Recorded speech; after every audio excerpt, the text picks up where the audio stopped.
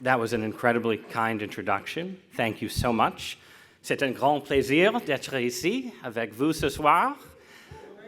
And je suis désolé, but that exhausts my français du lycée that I did not pratiquer adequately. But it really, it is a pleasure to be in bilingual Canada.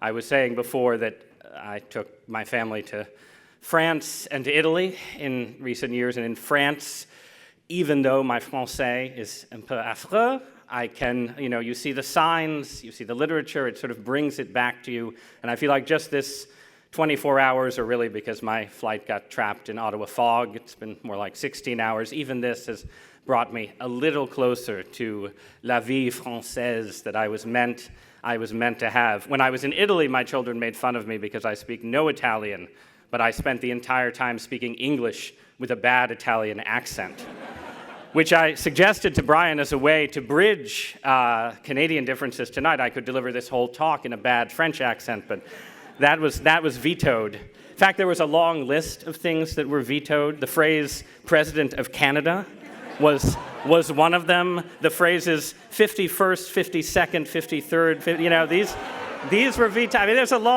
long list for such a friendly country. I was surprised at how many subjects were not to be broached. But it really is a distinct honor. I'm incredibly grateful to Cardus. I'm incredibly grateful to the Shugart family for being talked into this seemingly wonderful event, since I'm the first ever speaker. However this goes, if it's fantastic, everyone will say, what a wonderful idea.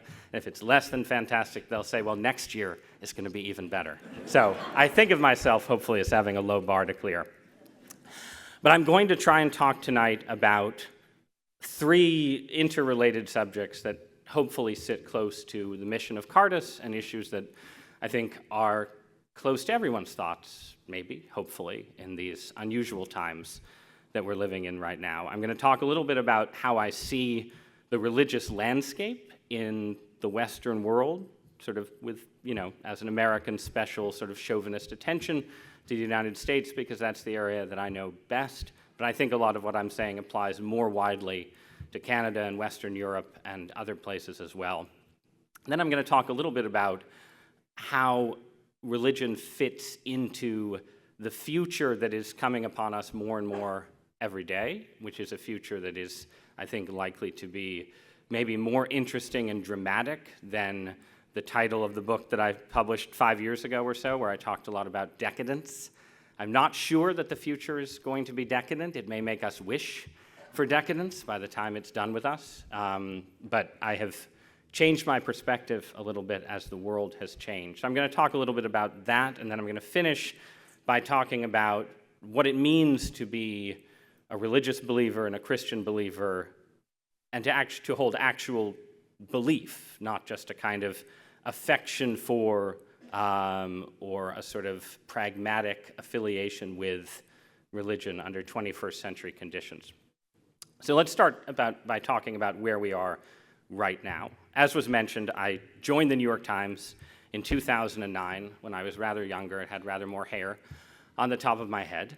And one of the realities of the New York Times, as some of you may know, is that its audience is not primarily religious, Catholic, Calvinist, Jewish, or otherwise. It is a fairly secular audience.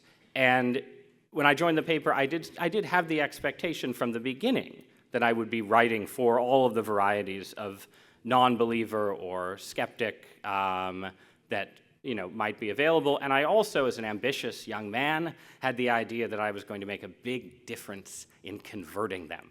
That having a Catholic, a conservative Catholic, a religious conservative in the pages of America's paper of record was probably going to be remembered as a major historical turning point in the annals of North American religion. And sadly, nothing could have been further from the truth. I joined the newspaper not at precisely a turning point, but at a moment when a kind of new wave of secularization and religious disaffiliation was breaking over the Western world. So basically, year in and year out, in the part of my job that obliged me to analyze religious trends and statistics, to write about developments within my own Catholic Church and in other religious communities and Christian communions, the story was primarily negative. It was a story of numerical decline, lost cultural influence, internal disillusionment, ongoing scandal, conflicts between more liberal and more conservative believers, conflicts that, for my sins, I sometimes joined and participated in. But generally, the story as a religious believer was one of a sort of defensive apologia. You were perpetually in the position of saying, even though so many things in the world seem to be moving against religious belief, even though the great institutions of Christendom seem to be on the ropes, nonetheless consider the possibility that Christianity might actually matter, that it might actually be true. I would say in the last 4 or 5 years, really since the COVID-19 pandemic, that dynamic has fundamentally shifted. And it shifted in a way that has not brought about an actual religious revival, at least not in North America. I think there is some evidence from France and the United Kingdom, from countries that are further along the arc of secularization than either the United States or Canada, with Canada always sort of occupying kind of betwixt and between position relative to Europe and the US in these trends. But I think there is evidence from Western Europe of actual revival in terms of larger numbers of especially younger people going back to church. Here in North America, I would say it's more that the arc of secularization has paused, has leveled off. We are no longer year upon year getting more and more people identifying as having no religious affiliation. The decline in church attendance has slowed or stopped. And without having a religious revival, it seems you could say that our culture is considering the possibility of a religious revival, thinking about it. Would it be a good idea? Is it something we should try? And there are sort of anecdotal case studies, which I hear about all the time in the US, and I heard just this afternoon in a conversation with young journalists from Quebec, where in particular places, particular churches, particular communities, college towns, elsewhere, you do have real substantial new numbers of young adults converting or going back to church in ways that you wouldn't have seen 10 or 15 years ago. But in the culture as a whole, the dynamic is more, religion. Maybe we miss it. Maybe it was useful for something after all. Wouldn't it be interesting if there was some truth there? Maybe we should tiptoe back in the direction of religious or spiritual ideas. Maybe we should be open to spiritual experiments, to mystical possibilities. Not a turn to religion exactly, but a sort of a glance back, a sense of uncertainty about the future, and a sense of interest in things that people felt were being left in the past. Why is this happening? Good question. I think one simple way to put it, and this is reductive but useful, is that about 15 years ago or so, at this point of sort of increasing secularization, when I joined the New York Times, there was a group of prominent intellectuals, mostly English-speaking intellectuals, who were called the New Atheists, figures like Richard Dawkins and the late Christopher Hitchens and Daniel Dennett and Sam Harris and others, who made a very specific and concrete argument about what the world would look like with less religion, especially less Abrahamic religion, less church-going, less God as sky daddy, and so on, right? They said, well, obviously such a world would be more rational, more humane, more scientific, definitely existentially happier, no more fear of hell, less polarized, certainly fewer people at each other's throats because of religion. People would not hate their political enemies as much. Generally, a greater degree of peace, love, and understanding would prevail in the world with less religion in it. So we ran the experiment, and it did not work out as hoped. And you have to give them credit for being so concrete and optimistic, right? They weren't vague at all. It was like, well, get rid of the dead hand of religion, and we won't have pointless wars anymore. We won't have these problems in the Middle East. You know, there was a list, and there has been a sort of extended falsification of those kind of predictions. A less religious society turns out to be divided in new ways than a more religious society, but still just as divided, if not more so. If people don't pour passions into religious doctrines, they find secular doctrines to pour those same passions into. If people don't share a common view of human beings as made in the image of God, they often end up hating their political enemies even more than they did in the more religious past, and so on. So that's a simple way of saying, here's why people are more interested in religion, because there was a case made for a less religious society. We ran the experiment and it didn't work out. But I think there are other dynamics at work as well. We have essentially reached a certain kind of end point in the decline of a lot of religious institutions. And that means that for the first time in the Western world, we have a generation being raised without any, in many cases, any contact with institutional religion, and certainly without a sense of religious authority as this kind of residual enemy to be sort of overthrown or combated or sloughed off, right? The stereotype of the cruel Catholic nun rapping the knuckles of the student in the 1950s school endured for multiple generations as sort of a symbol of the thing that one could never possibly go back to, but it has no resonance or meaningfulness for large numbers of young people born in this world and in this culture. And so those young people are encountering religion in the best case scenario as it should be encountered, as a claim upon your life. In the case of the Christian message, as a gospel, as good news in a world obviously where such good news is in short supply. And they're encountering it without the sense of religious institutions as a kind of oppressive force representing the past that needs to be overthrown. So this creates, I think, an opportunity for religious believers and religious institutions to make certain kinds of arguments and have them actually heard, again, especially by younger people, in a way that was difficult 20 or 30 or 40 years ago. So you have that dynamic in play. Then you also have just the dynamic that, as some of you may have noticed, the world has just gotten a lot weirder in the last 10 or 15 years than it was when Mitt Romney and Barack Obama were competing for the American presidency in that stable yesteryear. And it's gotten weirder in some ways just in sort of obvious political and geopolitical ways. You have the return of great power politics. We had a hopefully once in a century plague that fell upon us. A pope resigned. Something doesn't usually happen. I tend to think that was actually the hinge moment where the timeline changed. This is a point of some controversy. But you've had things like that, but then you've also, I think, just had, with the rise of the internet, the decline of all kinds of sort of normal stabilizing institutions, people are just encountering reality in new and weirder ways.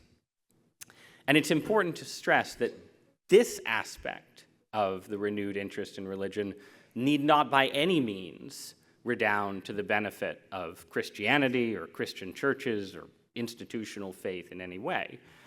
It is manifest just as much in people's interest in experiences mediated by psychedelic drugs, or in people's interest in paganism or witchcraft or astrology. If you go into my local Barnes & Noble, the bookstore chain in southern Connecticut, it used to be that you would have 5 to 6 shelves in the religious section that were Christian books, a little Judaica, a little Islam, a bunch of self-help spirituality, and one bookshelf of magic 20 years ago. Now you have 4 bookshelves of magic and rather less Christianity. That's a real religious change. It's not evenly distributed, but is an important part of understanding the religious dynamics of our time. I think you can also see a similar impulse in the renewed interest in UFOs, a subject that has occasionally attracted my own attention, I'm embarrassed to say. And you can also see it manifest in a way that is officially technological, but in practice somewhat mystical in the way people think about the emerging landscape of artificial intelligence and AI. And one way to look at all of this is to say, in a world where people are reconsidering religion, There are some people for whom the Christian vision or the Abrahamic vision or the monotheistic vision of a God who is above everything, who created and sustains heaven and earth, but also cares about you personally, your life, your hopes and dreams, your sins and faults, your potential glory, that still seems a little bit much, a little hard for people to get their minds around.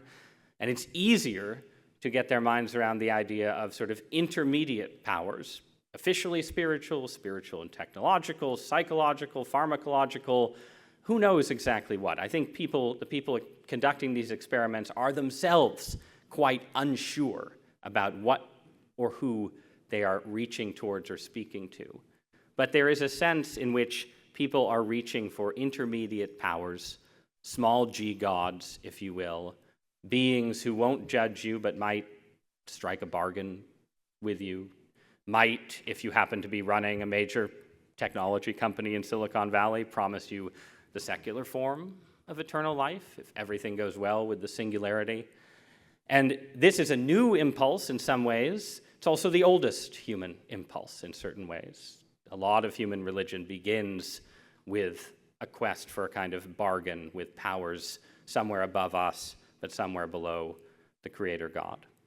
So it is by no means guaranteed that an age of renewed interest in religion, an age of increasing uncertainty and sort of spiritual experimentation, means religious revival in the Great Awakening sense of the word, or the post-World War II church-building boom. It could mean something much stranger, could mean both, could mean, a world of increasingly weird spiritual experiments and a return to old-fashioned church-going. But these are the things that are in the air right now, I would submit to you, that this is a period of sort of a pause in a longer trajectory of secularization in which a lot of new possibilities are opening up. That's an account of this moment right now. What should we expect from the future? And here I don't mean the next few years, but I mean the next 25 or 50 years that hopefully every single person in this room will live to see, unless we're all imprisoned inside some sort of nightmarish AI simulation, in which case, God willing, we'll escape. See that? Was that a joke? It's hard to tell. Hard to tell these days. I think there are, one analysis of the next 25 or 50 years, which is what you will get if you ask a serious sociologist of religion who stares at data and charts all the time, would be to say, look, you do have this pause in secularization. You do have this seeming renewed interest in religion, but you're just going to get generational replacement, where right now millennials and Gen Z are less religious than the silent generation and baby boomers as those older generations die. Even if Gen Z and millennials stay about as religious as they are today, just through that replacement, society will get religious, so secularization will resume. That's one possibility.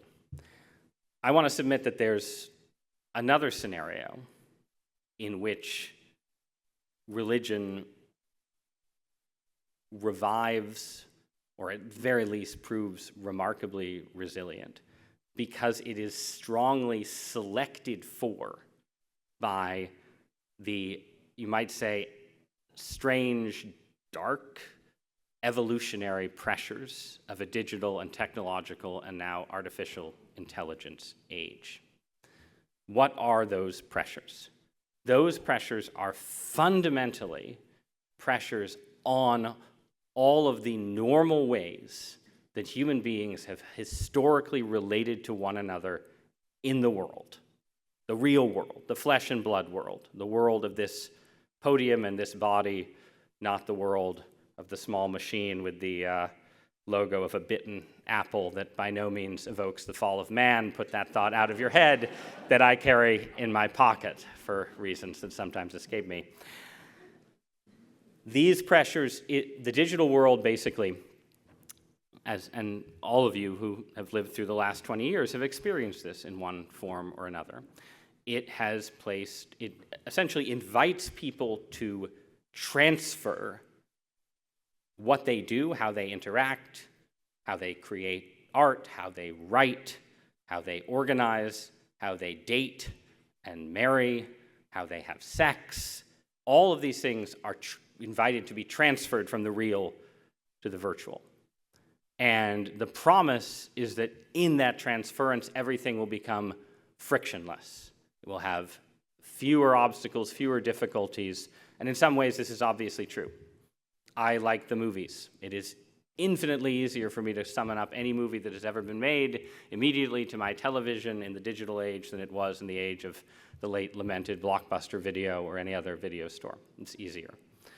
In some ways, it's also true in sort of partial ways that seem more complete until you think about it, right? So on an online dating site, it is easier for a man or a woman to approach a man or a woman directly, speak to them, communicate with them, to approach an incredibly large number of members of the opposite sex than it ever was at a bar, club, restaurant, church, social, family gathering, any other environment. Except that, as that example suggests, something seems to get lost in translation. It actually turns out to be easier to approach, but harder to actually date, harder to form lasting bonds, harder to get married, harder to get kids. Speaking as a father of 5, you just get them. Not sure how. Harder to have kids, harder to do the basic things that sustain the human species. It's easier in the case of religion to, easier to read the entire Summa Theologica online than it ever was before. Are you actually going to do it? Unclear. Are you going to write some social media posts about Thomism instead of going to Mass? Maybe. Maybe you might be tempted in that direction.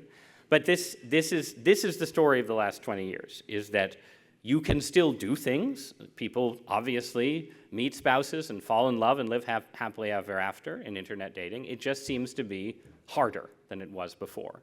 You can write the great American novel. Certainly there's nothing stopping you with an AI assistant helping you. You can do it. Does it happen as often as it did in the pre-digital past? Not quite clear.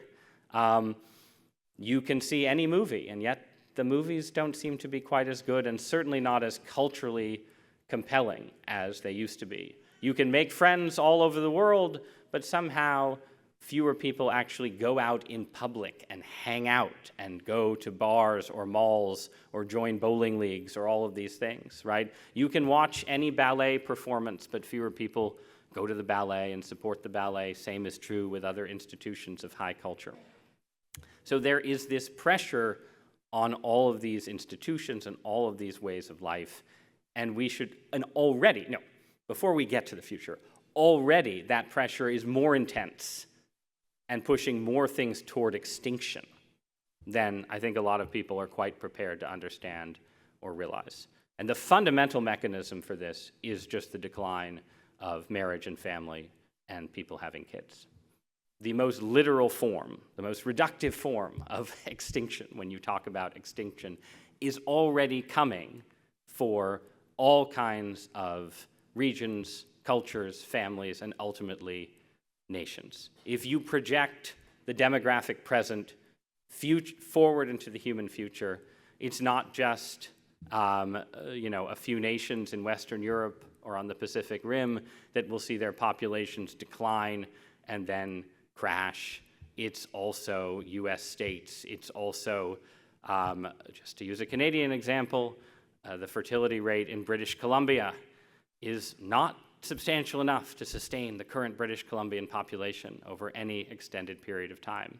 You are going to have countries where populations fall by a third, a half, maybe more than a half. In East Asian cases, you're going to have literal empty cities all over the world. The People's Republic of China is praised and admired or criticized or feared for its vast construction projects, these huge high-rises built to contain China's population of 1.3 billion people.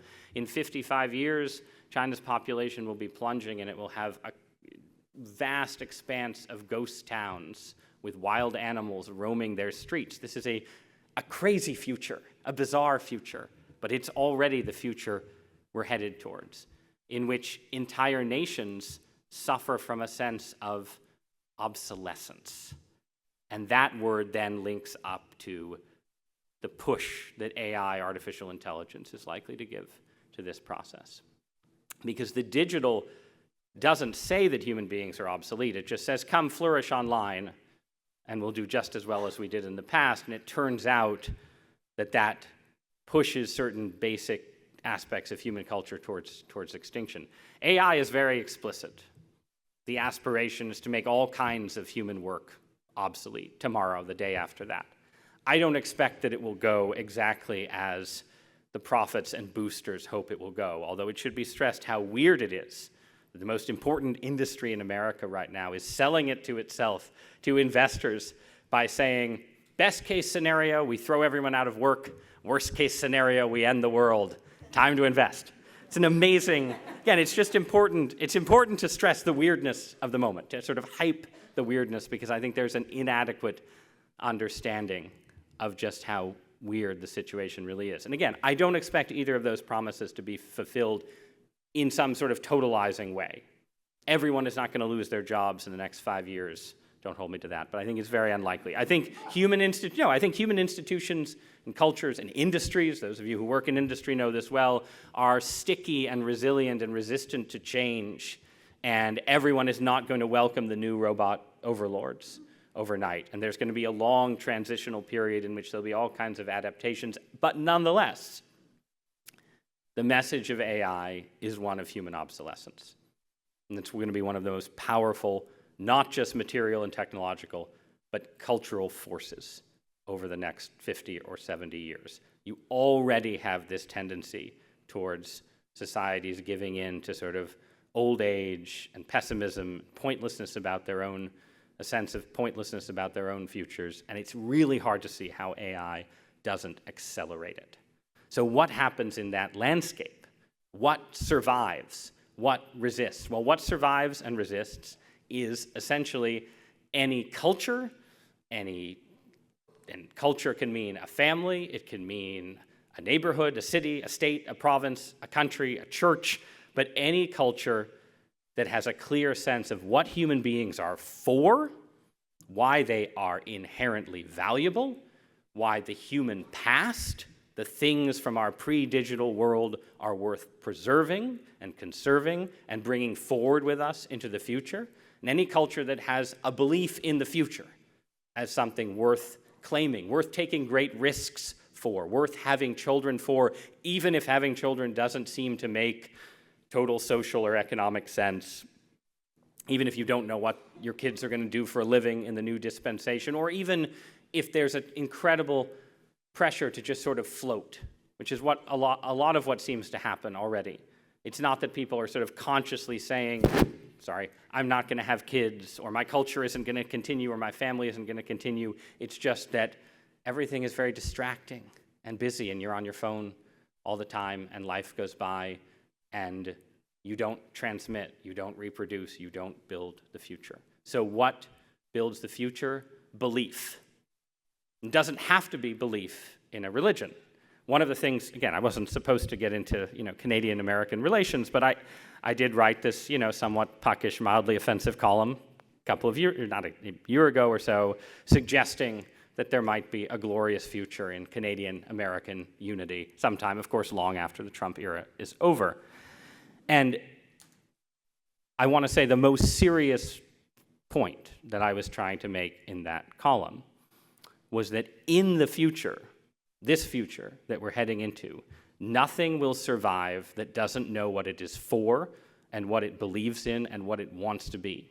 And as an American, a chauvinist, obnoxious, patriotic American, rude and annoying as we are, I do have a certain confidence that America is going to make it. And obviously, I wouldn't be here with you tonight if I didn't want Canada to make it as well. But I think Canada does, more than the United States, have a kind of identity crisis, a kind of uncertainty about what is Canada for? What is the purpose of Canadianness?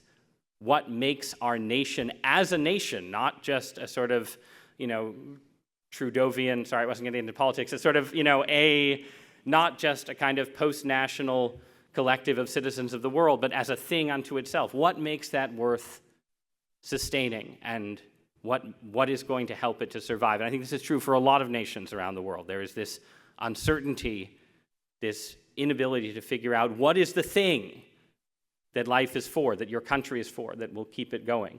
And so talking about American-Canadian Union, in a way, is a way of saying, you know, come with us if you want to live. You don't have to join us, but you have to find something in your culture to believe in that is worth sustaining. And obviously, one of the primary grounds for belief in the value of human beings, the importance of human beings in history, in the importance of human beings in the universe, in the importance of every individual human life, old and young, newborn and aged, is religion, is the Christian tradition in the Western world. And that gives me some confidence that in this kind of bottleneck, in this new age of extinction, religious communities, religious institutions, people who are bound together by something more than just faith in something of this world, but in faith in this world and the next, are likely to do well, are likely to flourish or be resilient against these pressures, are more likely to come through the bottleneck and see their children and their children's children on the other side. And I'm most confident about this, I should say, about some of the most intense forms of religious commitment available in our world today. I think the 21st century is going to be really good for the Amish and the Mennonites. And this is not a joke. Again, like these sort of weird, fantastic scientific futures of empty cities and wolves in the streets. I think you can imagine them places in Latin America that have incredibly low birth rates themselves already. And you see Mennonite families moving into Bolivia and Argentina. They're already, but they're building communities. They're filling in the empty spaces. But we're not all going to become, we're not all going to join the Amish, I don't believe. That's not.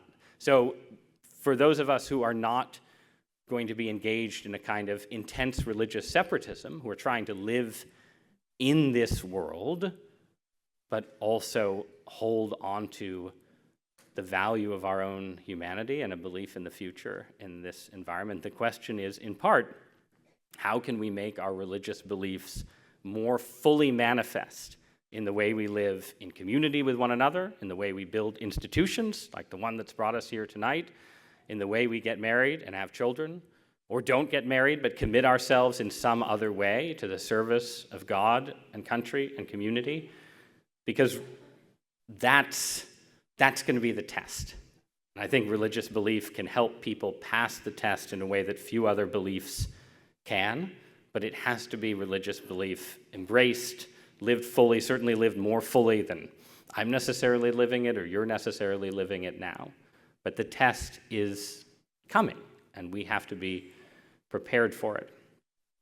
And the most important, maybe not the most important preparation, but a really important preparation for that test, and this will be the last part of what I say to you, it connects to the themes of my latest book and some of the arguments within it, right? But is religious believers and Christians have to enter this era with confidence, not just in the kind of practical and pragmatic, evolutionary, right, Darwinian case for the advantages of religion that I've just laid out.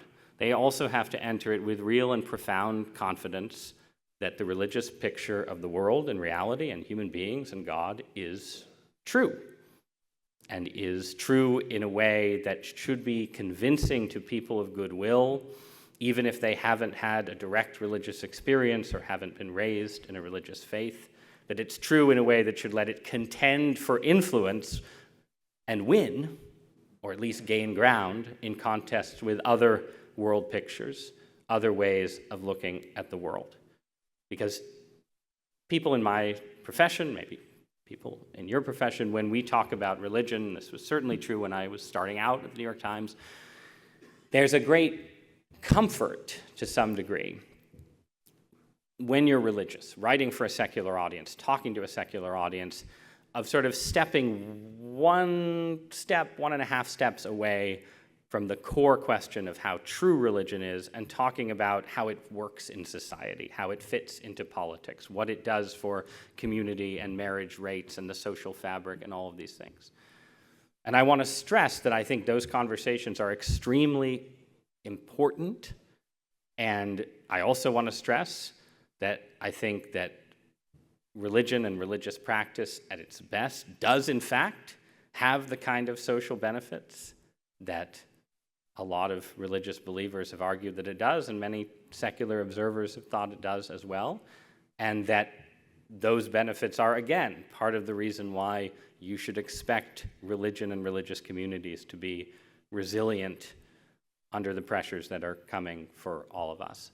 But the actual root of the resilience is not a belief that Alexis de Tocqueville had a lot of wonderful things to say about how religion, builds up civic infrastructure in the 1840s United States. That's just not it, right? What is it, the thing that inspires me to get my family to Mass on Sundays, notwithstanding all of the impediments to doing even that most minimal of things, is a sense that there almost certainly is a God, and that God almost certainly cares about your life and the life of your culture and civilization and what happens to it as it goes through the unfolding of a history that God is providentially observing, sustaining, and allowing to unfold. And that, we're all going to die, and probably we're all going to meet God after we die and be held to some kind of account for the choices and decisions that we've made in this life. Obviously, there's a lot more to religion and religious belief and Christian belief than just those things, but I think those things are a useful starting place for the confidence that religious believers need in the moment that we're in right now. And I think that confidence should be well grounded. I think part of the development of modern history, which tends to be framed and understood even by religious believers in a secular environment as a story of science and scientific progress gradually undercutting a lot of the props on which religious belief stood, I don't think that's the actual story that we've been living through, certainly over the last 100 years. I think, to the contrary, the story of the last 100 years has been one in which both scientific discovery and philosophical inquiry and direct human experience have provided more support for a belief in the basic truth of a religious world picture than would have existed before we conducted our modern experiments in living and having in more secular ways of living. I do not think, if you went back 100 or 150 years and sat around with the smartest atheists and materialists, for instance, I think very few of them would have predicted that as our understanding of the cosmos has advanced, as we have gained more and more wisdom and knowledge about the structure and order of the universe we find ourselves in, that we would have discovered time and time again just how finely and exquisitely balanced all of the systems and laws and rules of the world, the universe, the cosmos are to allow for our existence, for stars, planets, life itself, and us. The expectation would have been that there were many, many possible universes that could have produced life and consciousness. And the reality is that most of the possible universes on the orders of quadrillions and quintillions would be lifeless, inert, and dead. And ours is just incredibly fine-tuned, almost as if somebody did the tuning. Now, of course, there are other explanations for this, and I'm running out of time, so I'm not going to give you a discourse on the multiverse. You can watch Marvel movies if you want that. But my point is just that kind of fine-tuning was not the expectation of the best secular materialist atheist minds. Neither was the resilience and potency of the mystery of human consciousness. Again, not just the mystery of consciousness itself and how we have this sense of sort of self and perception and reason and will and understanding inside a material frame, but also the capacities of that consciousness. If cosmology has given us lots of reasons to think that the world was designed from above, our experience of being conscious beings, doing science and doing inquiry in the world have given us lots of reasons to think that that architecture and our consciousness have some profound relationship that enables us to see and understand and plumb the mysteries of the world in our own increasingly godlike ways. As there is a God from above, there is, I think, would stipulate and argue, increasing evidence that our minds are made in some way in the image of that God, just as the Bible had it at the beginning. And then finally, certainly, the great atheists of the French Revolution era and others confidently expected that religious and mystical experience, while it wouldn't go away, would just diminish under modern conditions, because really people only believed in the supernatural because they read about it in the Bible and priests told them to believe it and they were forced to believe it. Once the human mind was freed from superstition, everyone would tend towards a certain kind of materialist rationality. And instead, religious experience has persisted, has multiplied. World with less religious practice tends to be a world where religious and mystical experience often runs wild. This is in some ways is seen as the most embarrassing part of the argument for religion. There are people who will tell you that they can accept the fine-tuning argument and agree that there's a hard problem in consciousness, but they're going to draw the line at near-death experiences.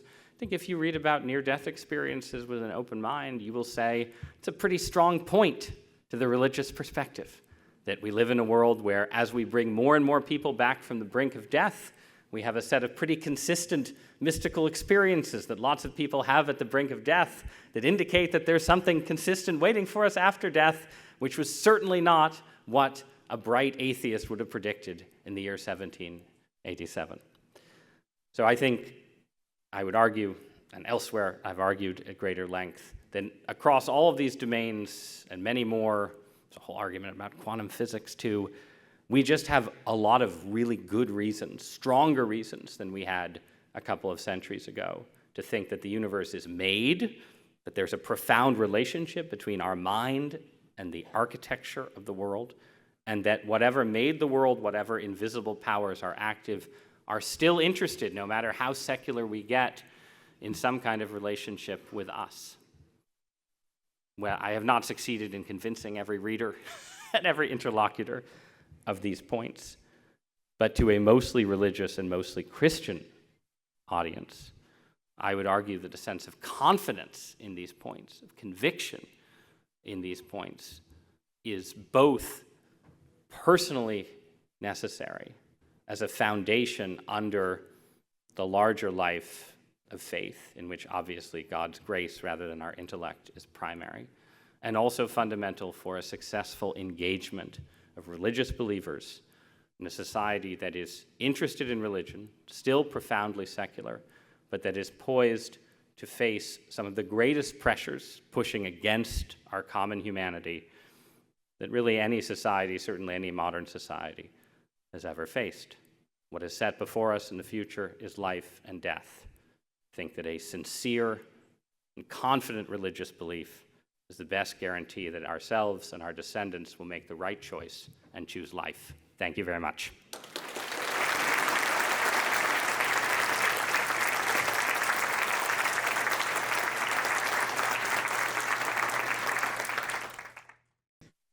I have two questions. Well, I have many questions for you. I want to start with a few of the personal ones. You talk about the fact that it's true, and you have to start. You started socially, and you ended personally. And with the need for the fact, to account for the fact of whether or not religion, writ large, God, is something real or not real. And we talked previously how you've made a number of different arguments, and those arguments have been received differently by some people. Some people hear the fine-tunedness of the universe, and they say, I don't find that convincing at all. And yet I find the fact that people have these enchanted experiences, these weird dreams, or their clock radio starts with a love song after a marriage, a clock radio that was given to them by a loved one that's dearly departed, and it starts to play a love song on the day of their marriage. They find that more interesting. Or other people find, scientists might say that the fine-tuning example is the one that draws them to faith. So there's different ways of experiencing the truth of that. I want to ask you a personal question, because one of the things that I think is fascinating about you, and I think fascinating about this discussion, is the fact that you yourself have made those calls. You in the last chapter of your book, you say hello to Bertrand Russell, and you say why I'm a Christian. And you sort of go through the analysis that you've done in your own life about that. So I want to flip the tables and ask you, of your own arguments for the existence of God, for the truth of Christianity, which do you find least convincing? Cardus, we're interested in the big questions. So first, I want to stress that I do actually find them all pretty convincing. Or rather, I like, and again, not everyone finds this convincing, right? But I like converging lines, right? You're trying to understand reality, and there are some people for whom deciding whether there's a God or not will end up resting entirely on personal experience, and there are some people for whom it will end up resting entirely on, do you find Aquinas' third way compelling or not, right? For me, I feel like an understanding of the world makes sense the more different forms of evidence it seems to take into account, right? So, in the case of the fine-tuning argument, right? Yes, that does not 100% prove that there was a kind of conscious intention behind the world. It could be that the physicists who speculate about an infinite multiverse are correct. I said I wasn't going to get into that debate, but the multiverse that we can't see, measure, right? The multiverse experience, that you can't see and measure, but at the very least, it's pretty suggestive that there could be a God, right? And I think the same is true of something like the role of consciousness, right? You can, yes, perhaps tomorrow we will develop some as yet unlooked for philosophical or scientific theory that people will decide reduces consciousness perfectly to the action of neurons and so on. I think that's pretty unlikely, though. And I think that there's a set of different things about consciousness. Again, both the mystery of it in and of itself, first. Second, the fact that it can unlock so many secrets. Like, you can imagine a world where human beings were conscious, but science never advanced beyond, like, throwing bones at leopards to escape them, right? But no, in this world, the one we're actually in, so far we haven't hit any limit on how far consciousness can go in understanding the mysteries of the universe. That's interesting. And then you throw in the weirdness of quantum physics, where it sure seems like consciousness interacts with matter itself and condenses contingency and possibility into reality. Again, the kind of thing that seems more likely to happen in a world where we're made in the image of a higher consciousness. And again, the same thing with like near-death experiences, right? Easy to imagine a world where near-death experiences don't exist. Anytime you resuscitate someone at the brink of death, they come back having totally random hallucinations or nothing at all. In this world, you have that as one example among many of sort of persistent mystical intimations. And so you have all these lines coming together, it seems like, where each set of data could have its own distinct explanation. But if you just say, as many extremely wise human beings have said throughout human history, there's probably a God, you have resolved and explained why each of those lines exist. So it's not a matter then of saying, this argument is my favorite, this argument is my least favorite, I lean more on that argument than that argument.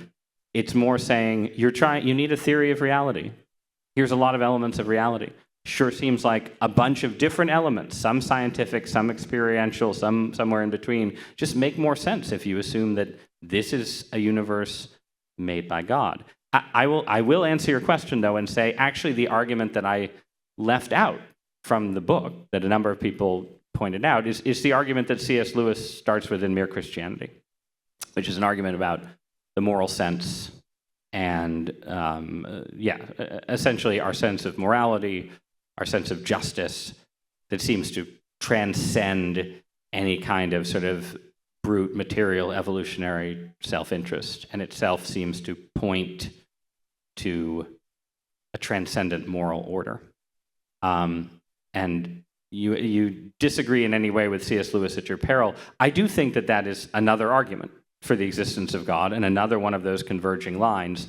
But I think that is a case where that argument taken on its own sort of mires itself in a thicket of evolutionary debates about, is altruism adaptive, right? So all the arguments about that issue that I have read end up sort of mired in how do we assess the adaptivity of altruism.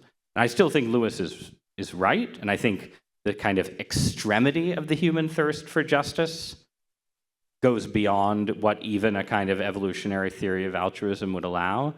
But I do find it less compelling and more of a tangled thicket than the arguments that I use. So I'm cheating, but I'm saying there are arguments that I didn't address in the book that I think are weaker than the ones that I did. How about that? That's acceptable. Okay, thank you. Thank you. I'll be allowed to cross the border as we say again. As we say at Cardus after delivering a 40-minute lecture, that's adequate. Adequate work. I'm not going to let you slip away from the American-Canadian question I'm going to ask later, so just prepare yourself for actually answering that one. Is this about my submission to my true and rightful monarch? God save, here. Okay, I'm prepared. God save the king. I came prepared. God save the king. I want to get at one more issue on the personal side where you actually recommend people join a religion. You're making the case broadly for religion, why everyone should be religious is the subtext, the subtitle of your book. But you don't just say religious. You intentionally, I would assume intentionally said, why everyone should be spiritually vaguely spiritual. You say no, you should actually join a religion. And you say, in addition to that, you should join that religion even if you're not fully convinced, as you are, of the convergence and the sort of the total package of that line. You may think this is more true, this is less true, I'm not sure, I'm not fully convinced, and yet you tell the reader, join a religion, a particular religion. And in fact, you counsel them to join one of the major religions and the older religions because you think there's a sort of an aggregation of wisdom that has accumulated over the years. That's counterintuitive for a lot of people, particularly in a day and age where we say, no, look, I've got to come to these terms. So what's the case for joining when you're not fully certain? I think part of the issue is that people have come to think of religion as existing in sort of this completely separate zone from the way we think about other sort of more prosaic aspects of life, right? So, if you said to me, I'm interested in basketball, hockey. Say I'm interested in hockey. Sorry, basketball. What am I saying? I'm interested in curling. I'm really interested in curling. I hope my dad is here. He's hearing that tonight. So. And so the first, when I say that people should join, by the way, I'm not saying that like if you read my book and you think, this is interesting, you need to be baptized in your local branch of a particular Christian church tomorrow. Obviously, there has to be sort of a period of questing and exploration.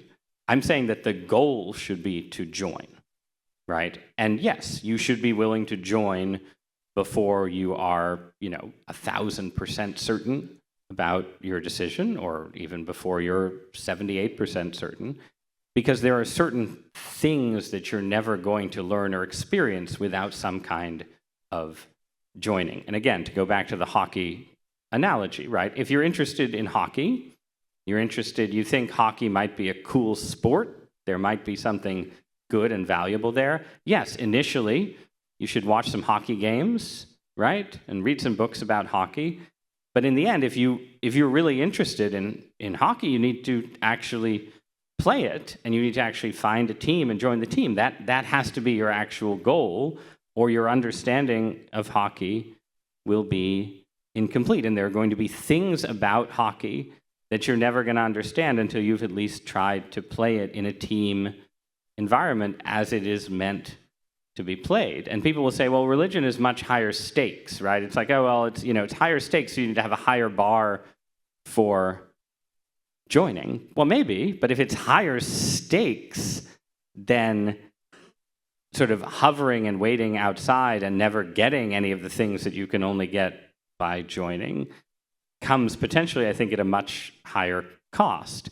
And yes, there is inherent uncertainty and sort of a limited horizon, and you're not going to be able to shop and experience every single religion, but you also only get one life. And in the end, you have to make certain decisions. And again, this applies in other areas. If I said to you, well, can't possibly marry one woman until I've, met every woman in the world, right? And I mean, this is sort of what dating apps, advertise, right? Can't meet any woman until I'm 100% sure that she'll be faithful to me forever. Can't sort of get into this until I'm really sold. Well, no, obviously that's not how you can possibly proceed. And again, I think the same is true of religion, that the heightening of the stakes does not take away the importance of trying to experience it from the inside, and in fact raises the importance. And then the other thing is, we live in a pluralist society that has, for now at least, serious protections for liberty of religious practice. It's not like, well, one, you shouldn't join a cult. If you think it's a cult, don't join it. But otherwise, if you join and after 5 years it is unsuccessful in some way, I still think you will have gained more than you lost from actually entering into it. And then there are other, the other arguments for joining include the argument from demons, which is obviously quite important, right? That personal spiritual experience on your own, if spiritual realities are real, then just like, wandering in the wilderness without a map or a guide eventually gets dangerous, so too does wandering in spiritual wilderness without ever finding a guide or a set of protections might be dangerous as well. So, there's multiple arguments for joining, but that's the beginning of one. And I think it's totally reasonable to have a kind of spiritual questing phase if you're starting from scratch, right? If you're really starting from scratch, but you just have to think of it as a phase. You have to be aware of its potential dangers, and you want to be looking, as you would be looking if you were trying to date with an eye to marriage, for an opportunity to actually commit. You mentioned in the book, in one of your arguments, is as part of this exploring, is that there's a significant amount of convergence between different types of religions, or at least the major ones, or at least enough convergence to say that you should become religious and join something.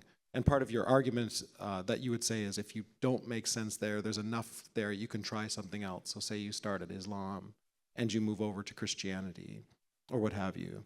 So you talk about the convergence. There is to some extent a convergence, not a complete overlap of religion. So first of all, I'd love to hear you talk a little bit more about that, but I want to ask a second question that at some point in your book you say there are yet real divisions.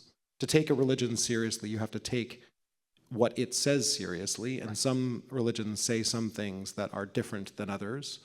So I'd love to hear you talk about that, but I also want to hear you answer the question of whether you think this convergence extends into the public square and the public space, and to what extent that convergence happens and what the limits of it are.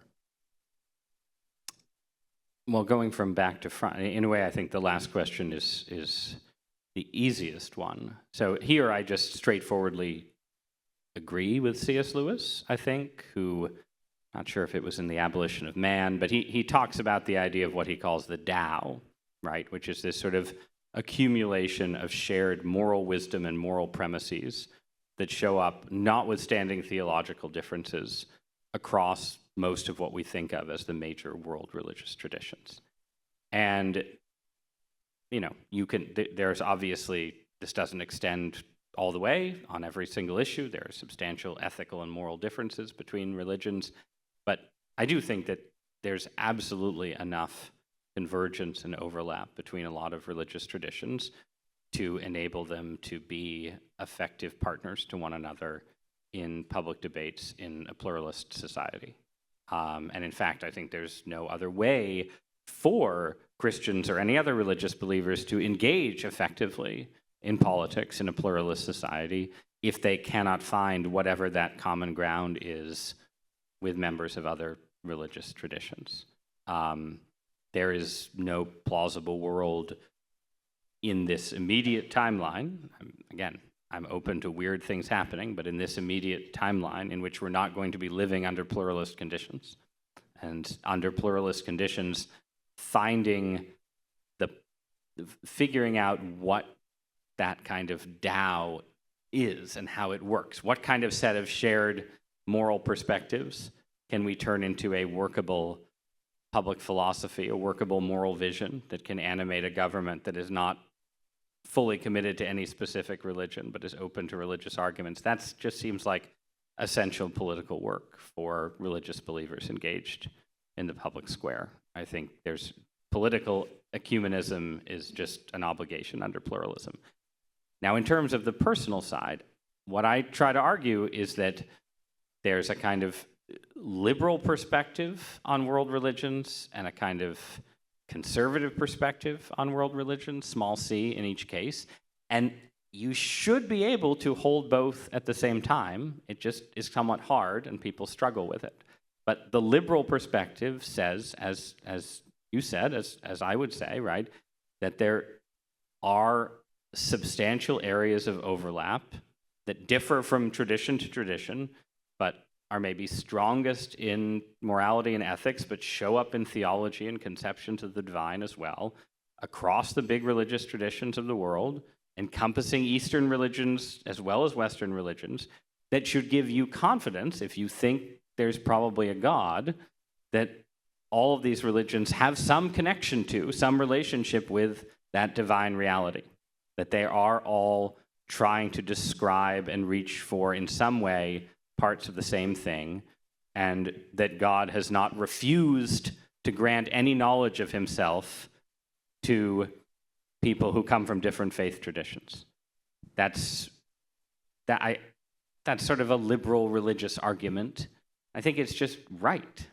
And, especially once you get into sort of literature on religious experience, where there are differences, but there are also a lot of similarities between religious experiences across religious cultures. So you either have to think none of those are real if they're similar, or, is God deceiving people in other religions while giving them the same kind of experience that people in the true religion have? I just don't think any of that is that plausible.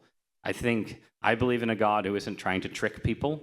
I think that God, if he seems manifest in multiple religions, probably is manifest in some way in multiple religions. Liberal perspective. The conservative, small c, says, okay, but you know what? At the end of the day, these religions make some pretty important claims that are pretty different about pretty fundamental things. And you need to respect those differences and not just assume that while they're all describing the same thing, they're all getting it an equal amount right, that they're all 72% right. No. One of them's got to be righter than the others. Some of them have to be, maybe there's some distinctions, but when you get down to the most fundamental questions, like is Jesus Christ the Son of God, or, the second person of the Trinity, that is pretty much an either or. Either Christianity's right about that, in which case you should be a Christian, or it's wrong about that, in which case you should consider one of the other world religions instead. And I do think that in the course of the religious quest that I'm urging on people, you don't have to answer that question immediately, but you do have to answer that question for yourself. There's sort of crude advice that I think is reasonable to give people who are religiously questing, which is, read the sacred scriptures of the most important world religious traditions. This certainly is not an impossible ask as busy as people are. You can read the New Testament, you can read the Pentateuch, you can read the Bhagavad Gita, you can read the Quran, you can read a little historical literature, and you can start to get a provisional sense of which one of those narratives seems like the place where God entered history in the most important way. And this is not the only reason why I am a Christian, but if you asked, why are you a Christian? That fundamentally at the level of reason is the most fundamental reason, that I find the Gospels to be historically, morally, and supernaturally compelling in a way that I don't see in sort of the peer competitors in other religions. Sorry, it's a horrible word to say, but it's the end of a long night. And that is a good reason then to read the larger data on religious experience in light of the Gospels, to treat the gospel narrative and the person of Jesus as a kind of controlling key to use to understand the rest of the religious landscape. But if someone disagreed with me, then it would make sense for that person to make their choice on the basis of whatever rival story of revelation they find most compelling. And again, I think it should be possible, like people who take the perspective that all religions are touched in some way by God have a tendency to sort of slip from that into the view that all religions are the same or equal. And I don't think one follows from the other, but there is a sort of natural slippage. And then people who become fully convinced that God is fully manifest in Jesus Christ, or that Muhammad is the seal of the prophets and so on, can sort of move from that to saying, and, there's nothing of God in all the false religions. And I don't think that follows naturally either. I think that God is in many places. You can think God is in many places and also think that you have an obligation to find the place where he is most fully manifest. As a Protestant, I want to just say you're welcome for being able to read the New Testament in your own language.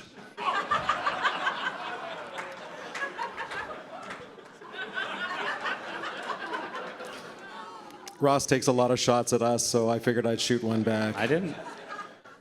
Love you, Ross. In the spirit of charity and ecumenism, I have no comment on the history of the Reformation in England or North America. Okay. We've talked quite personally, so I appreciate that, and I appreciate you walking us through that. I have a couple of broader social questions before we let everybody go. I know everyone's been very attentive, and I especially want to say thank you to the people who brought the baby and who've chosen life where babies are always welcome at Cardus, so thank you.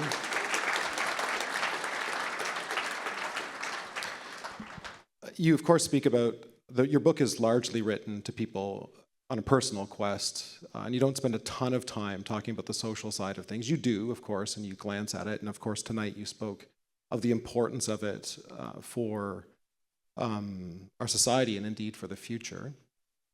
At one point in your book, you talk about the importance of this, and you say that there's a temptation that's religions face in terms of making a bargain with political powers. I'd love you to just spend just a couple of minutes telling us what the nature of that temptation is so that everyone understands it. And then I have a follow-up question that I want you to, after you've done a little bit of that description, to ask or to help us understand whether you think Christians in North America, and maybe even particularly in your country, are doing well in resisting that temptation. Well, let's say there are two temptations. And since we were talking about the Reformation, one temptation is the temptation to use political power to impose your specific theological beliefs on other people against their will. And that is a temptation that both Catholics and Protestants and other faiths as well have given into in many situations throughout history. And it is the temptation that I think sort of is the thing that's most feared by, especially, I think, sort of religious critics of their co-believers who are on the opposite side of a partisan aisle, and also by secular critics and skeptics of religion. The idea that, the goal of religious engagement in politics is to establish a Christian equivalent of the Iranian theocracy, something like that. The specter of the Handmaid's Tale, to use a Canadian author, that sort of hangs over religious and cultural debates. That temptation is real, and there are people, I have interviewed them on my podcast, who will say that they are interested in establish some kind of Christian theocracy in North America. However, I don't think it is the most important temptation in the present, because I think we live under political and social conditions that make that kind of establishment and that kind of persecution effectively unimaginable. Again, not that things couldn't change in some transformed future, but in the America, to say nothing of the Canada of 2025, the odds of a Catholic theocracy or a Calvinist, I won't say it because I'm a friend, Calvin's Geneva was great. The odds, sorry, Fair play. the odds of such a thing being established seem to me extremely minimal, and thus the temptation is sort of a temptation of fantasy, but not of reality. The more relevant temptation is the temptation to submit your Christianity to non-Christian or not necessarily Christian partisan and ideological affiliations and affections, and to compromise the totality of Christian witness and the Christian gospel by making yourself a handmaiden of an ideology that may be Christian-ish but is not fully Christian. That temptation is real, persistent, and has been, certainly a part of American life for as long as I've been writing about politics and religion. And I think it was, in fact, in some cases more acute on the left than the right in the past. Like if you look at sort of the arc of liberal Christianity in the 1960s and 70s, there was a kind of steady abandonment of certain Christian distinctives and a kind of collapse of Christian commitment into a very generic sort of secular left-wing politics where it was very difficult to tell what was distinctively Christian about it anymore. I think that, though, at this stage, we can say that while that liberal Christianity still exists, and therefore that temptation still exists, I think aspects of Joe Biden's presidency manifested itself. Still, I think the more potent temptation has been precisely because religious conservatism has been stronger than religious liberalism in the US for the last however long, the temptation is stronger on the political right. No, I don't think it's being successfly resisted. Though I think the ways in which it is not successfully resisted have varied in different ways. But yeah, right now, under Trumpian conditions, it's sort of hard to discern what is distinctively Christian as opposed to sort of generically populist or nationalist about things that religious supporters of the Trump administration are going in for. And that doesn't mean that those things are all wrong necessarily, right? But like, what is the fundamental religious component of a politics of tariffs and immigration restriction? You can be in favor of tariffs and immigration restriction and still say that doesn't look like a particularly Christian form of politics. It looks like a less Christian form of politics than the politics of the religious right in the George W. Bush era. Here's sort of this is sort of advice that I give to people engaged in politics. Like, how well are you doing at resisting that particular temptation? One way to test yourself is to say, what is the issue that I, as a Christian, think my own side is wrong about? Because if you're a serious Christian, you can't possibly think that one political party in one country in the year 2025 has captured the fullness of religious and political truth. You've got to be wrong about something. Okay, you found that thing, pick it out. What am I doing about it? How am I showing the world that I care about this issue, and in showing the world that, showing them that I care at least a little more about Christianity than my ideological loyalty? And that sounds like an easy test sitting here, but when you're actually engaged in partisan politics, and I have a lot of sympathy and understanding for people who are engaged in it. I just write about it, but it turns out to be a pretty hard test to pass because nobody in your own coalition wants to be told, oh, on Christian grounds, I'm sorry, I can't go along with you on that vote or that issue. Nobody wants to be told that. But that's the test. And that's the place where I think pretty clearly you have sort of persistent failure. Thank you. It's well said. I have one political question, and then I'm going to end with one more personal question. The political question goes as follows, and this is I am going to get in. You mentioned the 51st, 52nd, 53rd, so I'm going to come back at you on that. 62, 60. I mean, it's a negotiation. Okay, so so I'm going to lay my cards out, and I'm going to try to use your cards. So you just told us that the institutions that are going to thrive in the future are those that have a unique identity and know what they're there for, and therefore would probably have some sort of appreciation for their past and the uniqueness of their past. On what grounds, given that that is what you said is going to lead to a thriving community, would Canadians be at all interested in giving up our loyalty to the Crown, in our Constitution, in our history, just to have some impact with some powerful nation south of us? I think only in a context where it seemed like that particular set of loyalties had, under 21st century conditions, become too attenuated and weakened to inspire the kind of engagement with life in the future that you need. And no, I would certainly not argue to a Canada that seemed to be sort of thriving and self-confident as part of a larger sort of, British Commonwealth deeply in touch with its own traditions, that, oh, you should join America. That's not what I see when I look at, I think it's a separate conversation, the state of the United Kingdom, right? But no, I think you can certainly, I think the strongest counter-argument to any kind of plea for union, plea for joining, and so on, has to be exactly that in fact, by joining, you are giving up on a certain kind of profound connection to the traditions of your ancestors and that past. But at the same time, there are also situations where those connections do get severed. And, we've had this back and forth about, the nature of the American Revolution, right? And had I been alive in 1776, maybe I would have been a Tory. Maybe I would have ended up in Canada. Who can say, right? I think certainly the Tories had a perfectly legitimate argument about the flaws in the American founding, or the flaws in American arguments, the list of grievances, all the rest.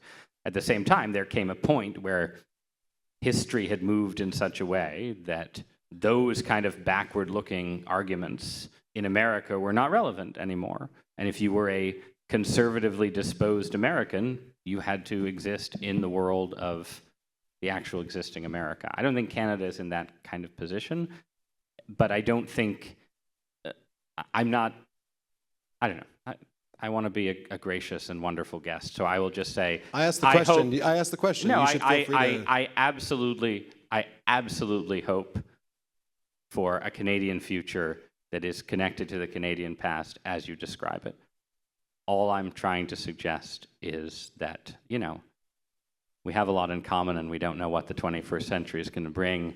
And you don't want to close every door just because Donald Trump has been the one yelling at you through it for the last 12 months. Okay. And two senators, honestly, the Saskatchewan with two senators in Washington, think about what could be a... Yeah. To be continued. We'll invite you back, Ross, for further that. I would love you to hear one more, just sort of say, I'd love you to hear what is one thing that Canada constitutionally, historically, has actually done better than your country, and what is one thing that you wish that your country you think is actually worse. And then I'm going to stop with the politics, because that's not what I invited you here for, but you started I think the Canadian self-understanding that you hear as an American all the time when you come here, of Canada as a kind of communitarian answer to the more libertarian United States, I think that has historically been real, and that America is I think I am not personally as libertarian as like America is a very libertarian country, and I'm sort of a communitarian-minded conservative in a libertarian country. And that requires a kind of balance where you appreciate the virtues of communitarian ways of life, but you also respect the kind of unique, but often insane, gonzo, cruel, ridiculous genius that exists in America. But both of those things, there's no perfect culture, right? Cultures manifest different virtues. Canada has absolutely manifested certain virtues of solidarity, community, and yes, peace, order, and good government, right? To a greater degree than the United States. And the trade-off has been that the United States has been wilder and weirder and a bit more dynamic. And that's sort of been, but at a certain cost in cruelty and indifference and internal division. I think that's sort of, these are cliches, but I think they're cliches for a reason, and I think they accurately describe some of the strengths and weaknesses of our respective cultures. Thank you, Ross, and thank you for. I love a good argument, and I'm grateful. You're tempting me into these. I'm so grateful for your willingness. Really, you're so hospitable. Yeah, it's wonderful to be here. We're very hospitable. Keep your constitution. My last question is actually a personal one, and actually brings us back to your speech and the question of the future. Cardus has been around for 25 years, and those of you who have been involved with us know that we have something that we call a promise. It's a promise that we make to everybody, and it's something that we will always put forward because we believe in a hopeful future. That's why we do our work. We're never cynical, at least I hope not. We're never despairing, even in a country that seems weak or with major problems. We believe in a hopeful future because ultimately we're Christians who believe in the resurrection and that it's true, and that therefore everything should be decided on the basis of that, or at least worked out in community with one another, with those who disagree and don't, on the basis of a shared world. But you said privately this afternoon that you are a hopeful person in a pessimistic world. And I'd just love you to end tonight by saying, what is it that gives you that hope in this pessimistic world? And we'll end on that note.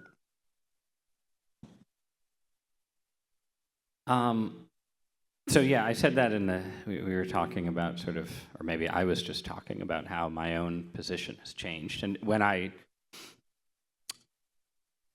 first 10 years or so, maybe less than that, but at the Times, there was this sort of context of like profound liberal and progressive optimism about the future.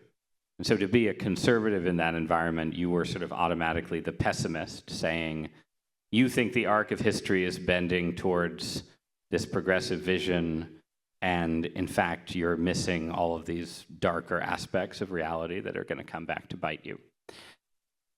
Maybe that argument was vindicated, who can say?